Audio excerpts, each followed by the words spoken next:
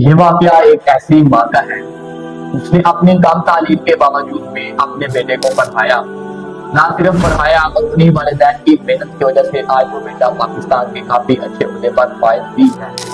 تو یہ ایک سچا واقعہ کا دل کو تھام کر سنیے گا۔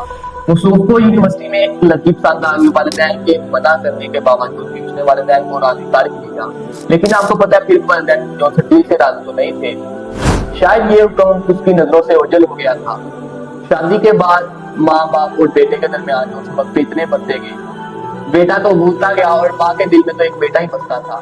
اور ایک دن اچانک بیٹھے ماں نے فرمائش کی اپنے شوہر سے کہ کیوں نہ آج اپنے بیٹے کو سرپرائز دے اس کے پاس چلے۔ باپ جو سا وہ باہر پھرتا تو اس نے تو کافی سمجھایا، اس کو فون کر دیتے ہیں یا پھر رہنے دیتے ہیں، لیکن پھر آخرکار جیتی تو ماں ہی ہے۔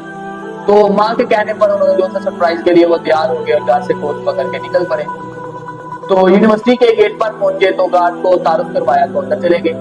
گارڈ نے جو سے وہ اپنے بچے کے جو سے اس کا بیٹا تھا اس کے ہاسٹل کے باہر اس کو چھوڑ دیا۔ ابھی ماں ہاسٹل کے باہر پہنچی تھی، آگے سے بہو اور بیٹا تیار ہو کے باہر آ رہے تھے۔ بہو نے دیکھتے ہی کہا کہ ہنی مون کے لیے آ گئے ہیں، اور ماں نے پھر بھی بڑا دل کرتے ہوئے بیٹے کو ملنے کے لیے آگے بڑھی، اور بیٹے نے نہ صرف ماں باپ کو جو سی باہر کرسیاں لگی ہوتی ہیں اس کے بعد خود پر بٹھایا بلکہ ناشتے کے ساتھ ان کو کچھ پیسے بھی دیے، اور گھر میں ملازموں کے باوجود بھی آتم تائی کی سخاوت کا مظاہرہ کرتے ہوئے کچھ پیسے دے کر کہا کہ یہ واپسی کا کرایہ بھی لے لیں اور راستے میں کچھ جو ہے وہ اڈے سے کچھ کھا بھی لیجیے گا۔ لیکن ماں باپ نے کافی بڑا دل کرتے ہوئے بیٹے کو پیسے واپس کیے۔ ساری ماں تو اس دن مر گئی تھی۔ بہرحال کچھ دن گزرے تو ماں کو ہارٹ اٹیک ہوا اور ماں انتقال کر گئی۔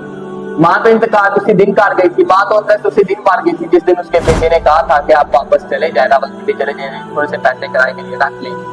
یہ مائیں بھی عجیب ہوتی ہیں، چھوٹی چھوٹی باتیں دل پہ لے لیتی ہیں۔